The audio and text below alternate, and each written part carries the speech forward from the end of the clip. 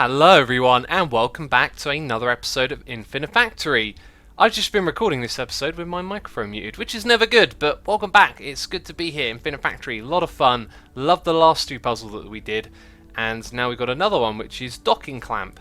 So let's jump into this. Of course, I've already seen the level. It's the same sort of area we've been in a couple of times, and there's no one to talk to here. You just got to build this thing right here. And once again, we're using the sheet of metal, or whatever you want to call it, that comes out of that, and we've got to construct this shape over here. So I was looking at it and just sort of thinking about a few things. First of all, I want to say, feels like you're going to have to destroy a lot of the blocks that come out of here. Now this thing is 5 blocks tall, which is the same height as this right here. And then I just had an idea that I didn't have before.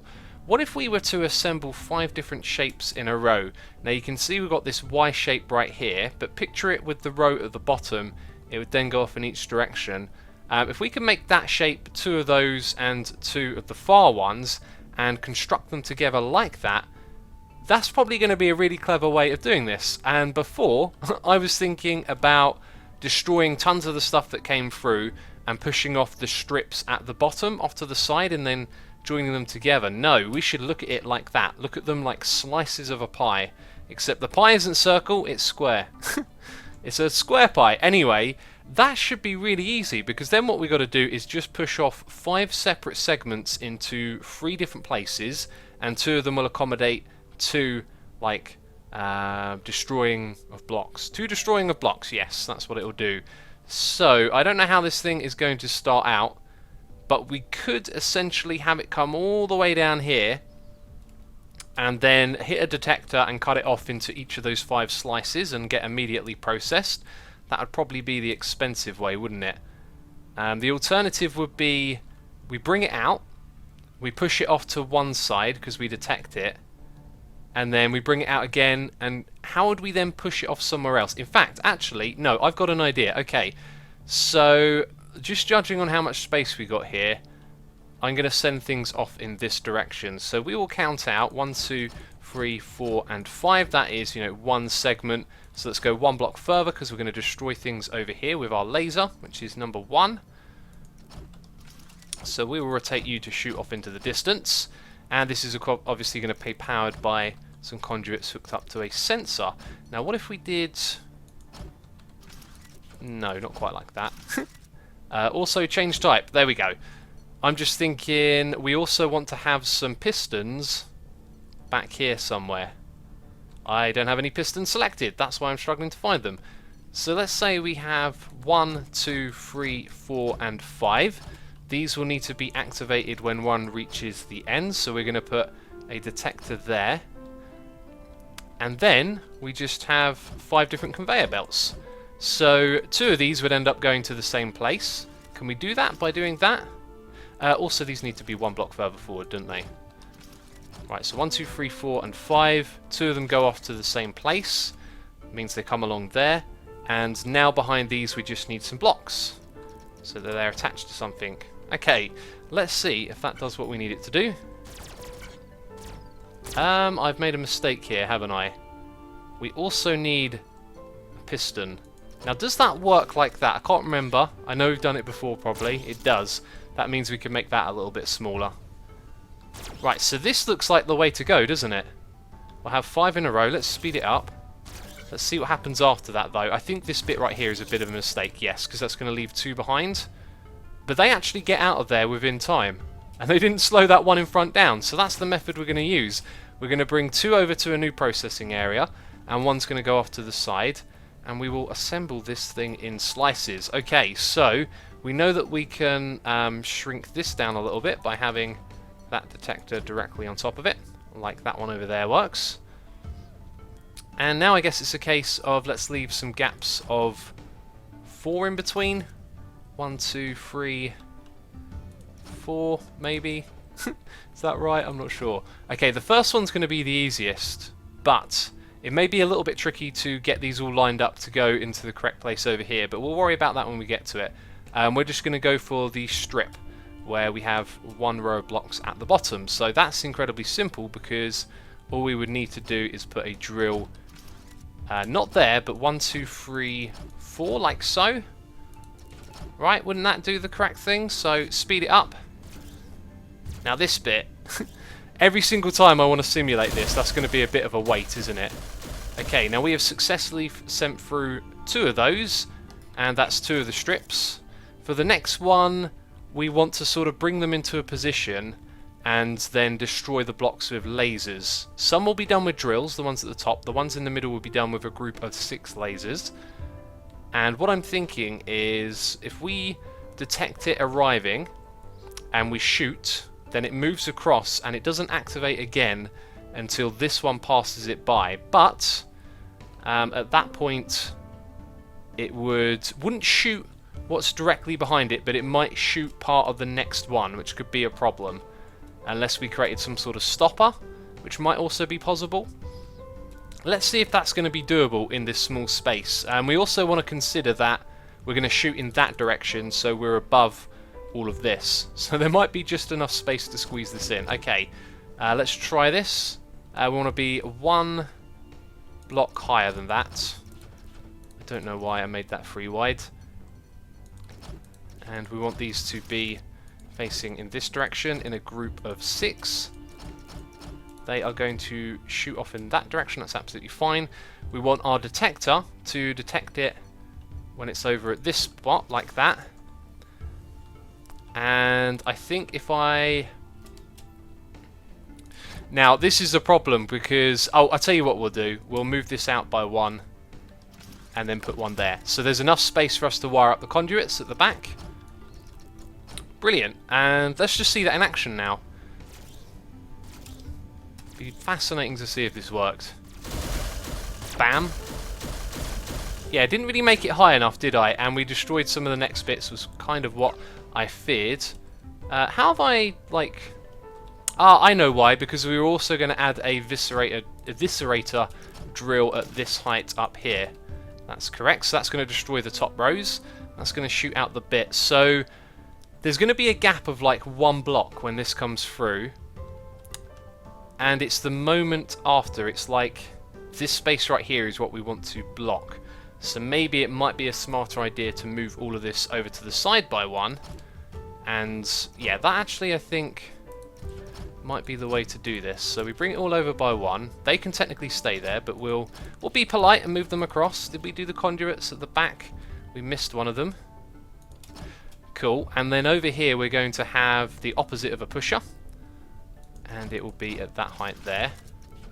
Let's change it. Let's wire it up to the detector. That might provide just enough delay. I've got a feeling even now, though, it probably won't. So once again, speeding things up. Hope I haven't made a silly little mistake here. Okay. Yeah, it's extended by default. So if we changed that to a piston, it would only momentarily extend. That was a really silly one. Might not do exactly what we want. Okay, it held it back a tiny amount, and then I'm not sure what happened after that. It activated again and pushed it over onto this side, didn't it? Right, now things have gotten tricky. It's time for us to do a little cut, and I'll see if I can suss this one out. Okay, so big progress, but also big questions to be asked of how we assemble this together. So what I've done is added a piston to push it off onto another track. Brilliant solution. Why did I not think of it before? Because, of course, then it's not going to activate the sensor again. So it comes through, gets pushed over to here, all is good. And we have that space as well, as this one is going to like rest here until it can move across. So we'll have 2 bits going through, 2 bits behind it or directly next to it. Then over here you can see I put blocks in the shape that we needed to create. And over here was where we had enough room to do it alongside. So if we just remove all of that, you will see that I have to rotate that piston around the correct way. So when it gets to the end here, shoots off, all of those bits and then pushes it forward onto this track, and that means we can bring it across in line with these ones over here. But how do we arrange them? So some pieces are going to have to go up and above the others. Some are gonna have to go off to the sides. And I don't know what the best way to do that is. However, I've got a feeling we might have some like tracks that stop and then have detectors that activate a piston, and yeah, 2 pistons, one to like push it forward and one to push it off to the side, and that way we can get them onto separate conveyors. So I plan on using like the falling part here to help us do that, but how much that will help I'm not sure. Also, you can see that one there isn't actually correctly lined up. Let's line it up. There we go. We want to drop them in right here so that we can weld them together and then move them forwards. Now what we'll probably do is have a row of blocks here, and the very last one to come through we'll have a detector for that and a piston to push it forward onto the middle bit, which will be 1, 2, 3, 4. Would it be there? And then there? And that would literally be the final bit of it. So anyway, let's just check and see if these two over here actually work. I pressed the wrong button. I pressed the record button. I'm already recording. Lucky me. Okay, what happened there? This thing fell down. It needs some blocks underneath it to hold it up. Let's try again. So all of this is going to happen at once, so we might want to watch it twice, but it should be pretty straightforward. Nice. This thing over here failed miserably though. It fell into the gap. Aha, I just put this bit here in the wrong spot, didn't I? Now is that actually going to work? Because it needs to be propped up on this bit over here as well, so it would just need a block there, I do believe. Right, let's speed it up and see if that works. This all looks very promising. It's now just the arranging bit, which is going to be a little bit tricky. And yeah, that needs to be a conveyor belt too, doesn't it? Right, let's just test it to make sure nothing goes wrong here. I really like this setup though, I think it's clever. Bam, nice, nice. Okay, now it's a game of rearranging all of those bits into the correct spots. And the first two have actually fallen down correctly, which is something to note. Okay, the idea of rotation has come into play. If we assemble the blocks, then rotate half of them, they will be fit for going down on this side, and the other ones will be fit for going down on that side, and that will probably mean that we need one less welder at each end, which is a good thing to remember. Yeah, but the problem is I can't quite get a system to work, and also it means this one over here will probably use some sort of system where we push it up above, move it across the middle and drop it down. So I've got a feeling this is going to be the way to go.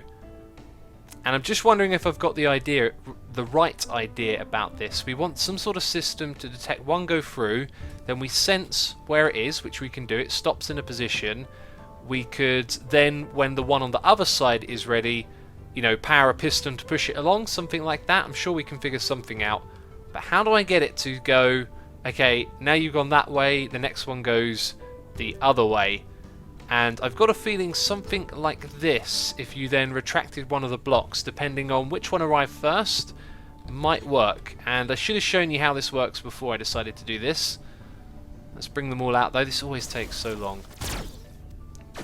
Right, they just sort of stay in the same spot. Fascinating. So it doesn't choose either direction. Let's look at what happens when it's like that. And I've not got too many ideas on how to make this work. I was playing around with something else that didn't work out, as you can see here with this piston. So it rotates one, and then that happens, but this one also gets rotated. Now I could possibly pick it up over here and rotate it again a couple of times and move it over there, but that just seems a little bit awkward. So that's not the way that I'm going to do this. Do you know what I could also... Wow, that makes a lot of noise.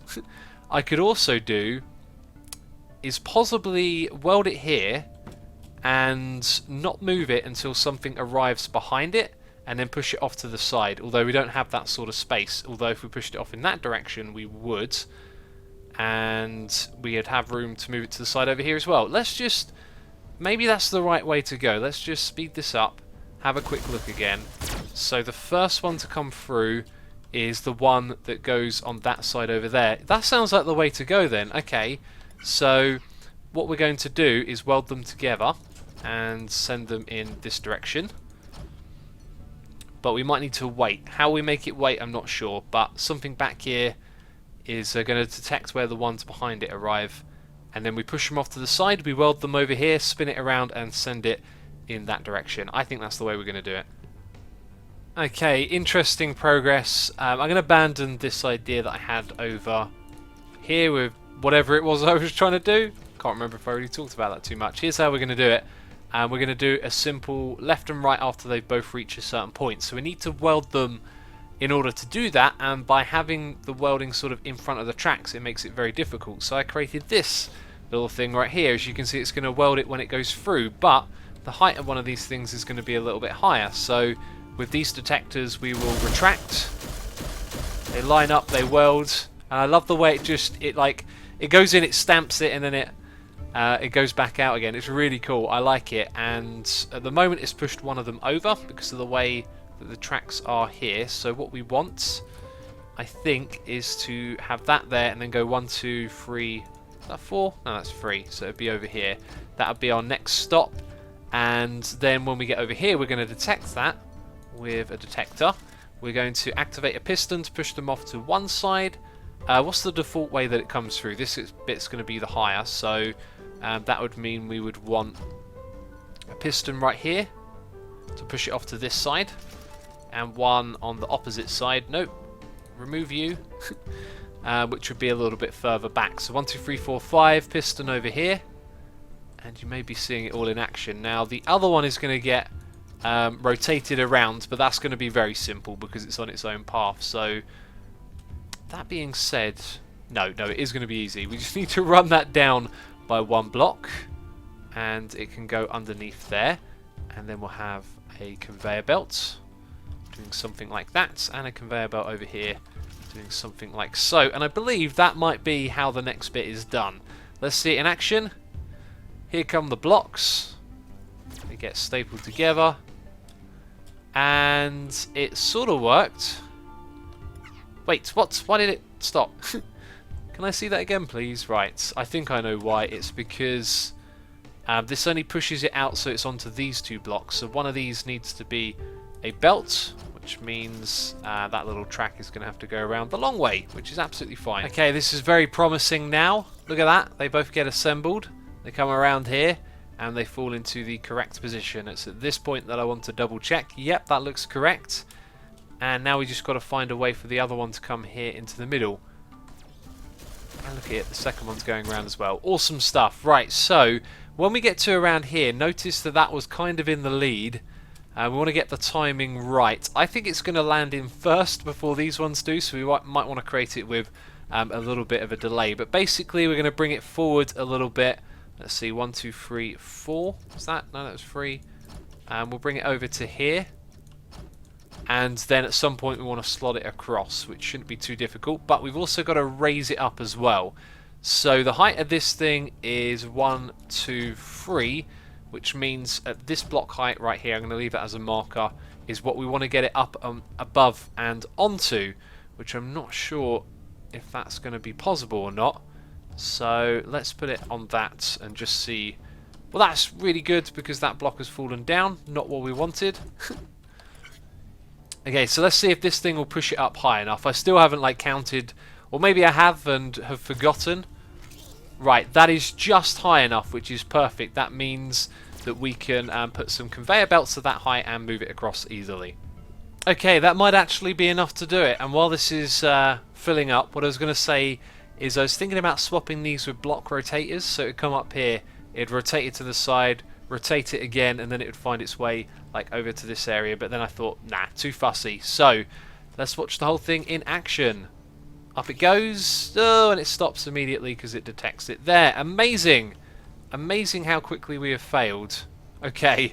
No, that's not going to be the one that does it, is it? Okay, we're going for the sure thing, the safety way of doing it. And I don't know how that sort of affects overall block score going up that high, but there you go. And this one comes in last, which is actually convenient. They all get joined together. In they go. It is correct, isn't it?